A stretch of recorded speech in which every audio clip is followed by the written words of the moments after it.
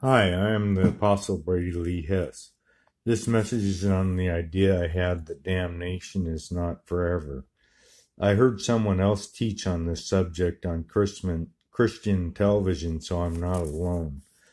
For many years, I did not think that it made sense that a God who advertises himself as loving and merciful would condemn souls to an eternity of suffering in hell for a short lifetime of sin.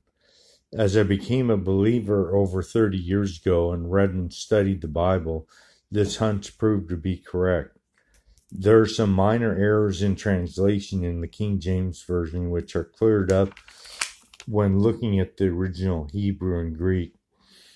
I use the King James Versions for my messages because a Bible student told me that it is the closest to a word-for-word translation, and also it is keyed to the Strong's Concordance with Hebrew and Greek dictionaries contained in it, a great aid to study.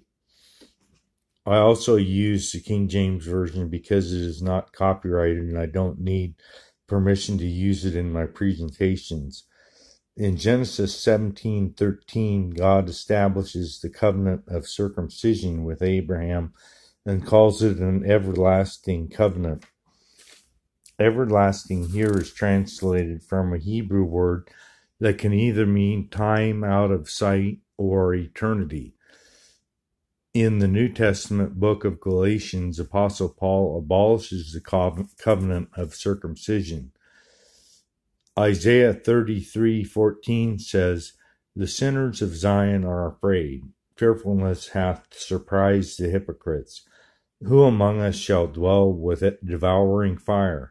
Who among us shall dwell with everlasting burnings?" The Hebrew word for everlasting here is the same God used in making the covenant of circumcision with Abraham. The word dwell here means to turn aside along the road for temporary lodging. Suffering in hell is temporary.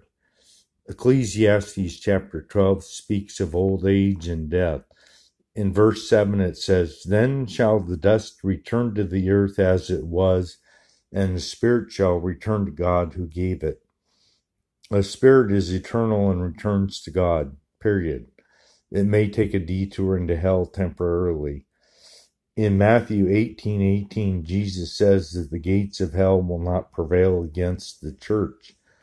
I believe resurrected believers will go into hell and rescue souls out of it when they are done cooking. Revelation 20 verse 6 states that the second death has no power over those who take part in the first resurrection. The second death is the lake of fire, verse 14. Why is this important? Because if resurrected believers are going to go into the lake of fire to rescue souls out of it, they need to be immune to the fire. Revelation 21 and 22 speak of the new heavens and the new earth when God restores paradise. In Revelation, the city of God is spoken of.